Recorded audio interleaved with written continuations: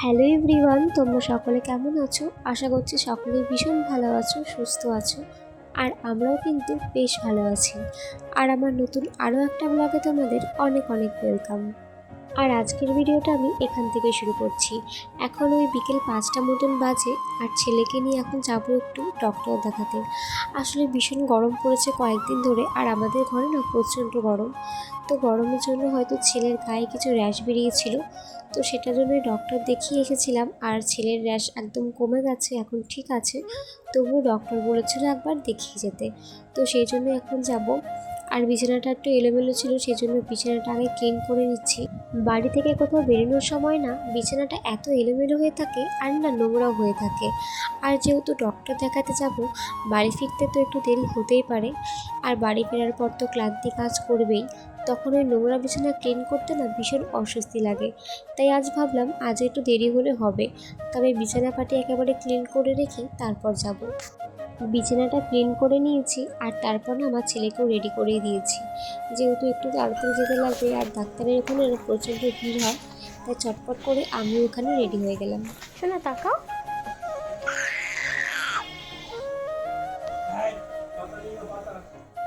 তো দেখো আমরা এখন বেরিয়ে পড়েছি। আর আমার ছেলেকে দেখো মাঝখানে একদম চুপটি করে বসে আছে। আর ও কিন্তু গাড়ি চড়তে ভীষণ ভালোবাসে, গাড়িতে উঠলে একবার গাড়ি থেকে নামতেই চায় না। তো চলো তোমাদের সাথে একেবারে ডাক্তারের কাছে গিয়ে তারপর দেখা হচ্ছে। তো আমরা এখন চলে এসেছি ডক্টরের কাছে। আর আমি না এখানে এসে একটা জিনিস দেখে ভীষণ খুশি হয়ে গেছিলাম। সেটা হচ্ছে এখানে না প্রচণ্ড ভিড় হয়। আর আমরা যখন গেছিলাম তখন একদম ফাঁকা ছিল, আমার আগে একজন ছিল, আর ডক্টরও তখন এসেছিলো। যেই কারণে আমাদের ডক্টর দেখানো খুব তাড়াতাড়ি কমপ্লিট হয়ে গেছিলো। আর আজ আমরা একটু লেট করে গেছিলাম ডক্টর দেখাতে, তো ভাবছিলাম হয়তো অনেক ভিড় হয়ে যাবে, কিন্তু একদম ভিড় ছিল না। ডক্টর দেখানো আমাদের কমপ্লিট হয়ে গেছে। আর ওর পাপা এখানে ওর জন্য ওষুধ দিচ্ছিল বাইরে বসে। ডক্টর ওষুধ দেওয়ার পর বললো ওকে একটা ওষুধ এখন খাওয়াতে, আর আমি ওকে সেটাই খাওয়াচ্ছিলাম। আর দেখো ওর মুখের অবস্থা, সারা মুখে ওষুধ ভরিয়ে ফেলেছে। আজ যেহেতু আমাদের ডক্টর দেখানো খুব তাড়াতাড়ি কমপ্লিট হয়ে গেছিলো, তাই আমি ওর পাপাকে বলছিলাম যে ডক্টর যখন দেখানো তাড়াতাড়ি হয়ে গেছে, তো চলো একটু চা খেয়ে আসি। আমাদের বাড়ির সামনে না একটা মন্দির আছে, দেখো দূর থেকে দেখা যাচ্ছে একটা মন্দির। তো এখানে একটা চায়ের দোকান আছে, আর বিকেলবেলা না এই জায়গাটা ভীষণ সুন্দর লাগে। তাই ওর পাপাকে বলছিলাম চলো একটু চা খেয়ে আসি। আর এই জায়গাটা না আমার ভীষণ ফেভারিট, আর জায়গাটা না সত্যি খুব সুন্দর। আর এখানে একটা মেলাও হয়, চড়কের মেলাটা হয়ে গিয়েছে।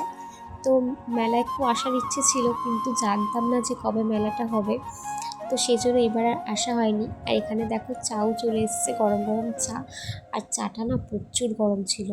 আমরা এরকম মাঝে মাঝে একটু চা খেতে চাই। আমাদের বাড়ির সামনে, সামনে বলতে কিছুটা দূরে আরেকটা চায়ের দোকান আছে, আমরা বেশিরভাগ টাইম ওখানেই চা খেতে চাই। তো আজ মনে হলো যে এখান থেকে একটু চা খাই। একটু সন্ধে সন্ধে হয়ে আসছিল, আর এই সময়টাতে না এই জায়গাটা ভীষণ সুন্দর লাগছিল, আর অনেক লোক ছিল। আর সামনে দেখো এখানে না ব্যায়াম শেখানো হচ্ছে। এই জায়গাটার নাম হচ্ছে তালপুকুর। দেখো সামনে একটা বড় পুকুর আছে। তো পুকুরটা আমি তোমাদের দূর থেকে দেখালাম, সামনে গেলাম না, কারণ তখন পুকুর সবাই স্নান করছিল, সেজন্য দূর থেকে ভিডিও করলাম। আর এদিকে দেখো সব ছোট ছোট বাচ্চাদেরকে ব্যায়াম শেখানো হচ্ছিল। এখানে রাস্তার পাশে দেখো কত বড় বড় দুটো খেজুর গাছ, দেখতে কিন্তু ভীষণ সুন্দর লাগছিল। আর এদিকে দেখো সন্ধ্যাও হয়ে গেছে, তো এখন আমরা চলে যাব বাড়িতে। এবার আমরা চলে যাব একটু বাজারে, আসলে কয়েকটা জিনিস নেওয়ার ছিল, তাই ভাবলাম আজ যখন একটু বাড়ি থেকে বেরিয়েছি তাহলে একেবারে নিয়ে নিই। আর এদিকে দেখো আমার ছেলে কিন্তু একদম ঘুমিয়ে গেছে, আর এদিকে যেই দেখা হচ্ছে দাদুর সাথে অমনি ঘুম তো পুরো উড়ে গেছে। আর আমি বলছিলাম শোনো চলো বাড়ি যাব, কারণ আকাশে একটু মেঘ করছিল আর না হাওয়া দিচ্ছিল। আর দাদুর কাছ থেকে দেখো একদমই আসবে না আমার কাছে। এরপর কিছুক্ষণ দাদুর আদর খেয়ে নিল, আর তারপর আমরা চলে এলাম বাড়িতে। আর বাড়িতে এসে দেখি হালকা হালকা হাওয়া দিচ্ছে, আর আকাশে কিন্তু প্রচণ্ড মেঘ ছিল। আকাশে মেঘ দেখে আমি এদিকে তাড়াতাড়ি চলে এলাম আমার সোনার জল গরম করতে। আর বোতলটাও ফোটানো হয়েছিল না আজকে, তো সেই জন্যই বোতলটাও ফুটিয়ে নিলাম, আর জলটাও গরম করে নিলাম। আর তারপর তাড়াতাড়ি করে চলে এলাম ঘরে। আর দেখো ঘরে আসার সঙ্গে সঙ্গে কিন্তু বৃষ্টিও শুরু হয়ে গেছে, ঝড় শুরু হয়েছিল, আর কারেন্টটাও চলে গেছে। আর আমি তোমাদের দেখাচ্ছিলাম যে আমাদের ঘরে কত সুন্দর একটা বড়মার ফটো আছে, জয় বড়মা। আর বাজার থেকে আসার সময় কিনে নিয়ে এসেছিলাম বাদাম, সেটাই সবাই মিলে খাচ্ছিলাম। আর এখানে সোনাকে দিয়ে দিলাম ফর্মুলা মিল্ক। আর সোনা তো এখানে দুষ্টুমি শুরু করে দিয়েছে। আর কারেন্ট ছিল না, ঘরে একটা লাইট ছিল, ইমার্জেন্সি লাইট, সেটাই জ্বলছিল। বাইরে দেখো কত জোরে জোরে বিদ্যুৎ চমকাচ্ছে। আর এটা দেখে তো আমি রীতিমতন ভয় পেয়ে গিয়েছিলাম। একটু পরে চলে এসেছিল কারেন্ট। আর সকালের দিকে কয়েকটা জামা কাপড় ধুয়ে দিয়েছিলাম, সেগুলো ভাঁজ করা হয়নি। তাই ভাবলাম কারেন্টটা যখন এসছে তাহলে তাড়াতাড়ি করে ভাঁজ করে ফেলি। আর আমাদের এখানে না কারেন্টের খুব প্রবলেম, মানে একটু বৃষ্টি বাদলা হলে কারেন্ট চলে যায় আর অনেকক্ষণ পর কারেন্ট আসে। তাই তাড়াতাড়ি করে ভাঁজ করে নিচ্ছিলাম। আবার বলা যায় না কখন কারেন্ট অফ করে দেবে, কারণ তখনও বাইরে খুব বৃষ্টি হচ্ছিল। জামা কাপড়গুলো ভাঁজ করার পর ঘরে চলে এলাম ঝাড় দিয়ে নিতে। আসলে বাইরে তো একটু ঝড় বৃষ্টি হয়েছে, আর জানলাগুলো যেহেতু খোলা ছিল, ঘরে না প্রচুর পরিমাণে ধুলো ঢুকেছে। মানে ঘরে না মেঝেতে পা দেওয়া যাচ্ছিল না, একদম বালি কিচকিচ করছিল।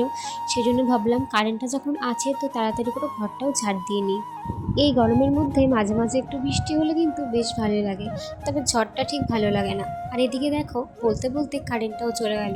তোমাদের বললাম না এখানে কারেন্টের ভীষণ প্রবলেম, একটু ঝড় বৃষ্টি হলে কারেন্ট বন্ধ করে দেয়, আর কখন কারেন্ট আসে তার ঠিক নেই।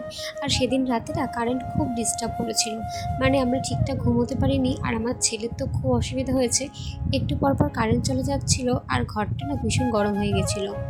আর শুনেছি রাতের বেলা ঘর ঝাড় দিয়ে ঘরের নোংরা বাইরে ফেলতে নেই, সেজন্য ঘরের এক কোনায় রেখে দিলাম, সকালবেলা সব ঝাড় দিয়ে বাইরে ফেলে দেবো।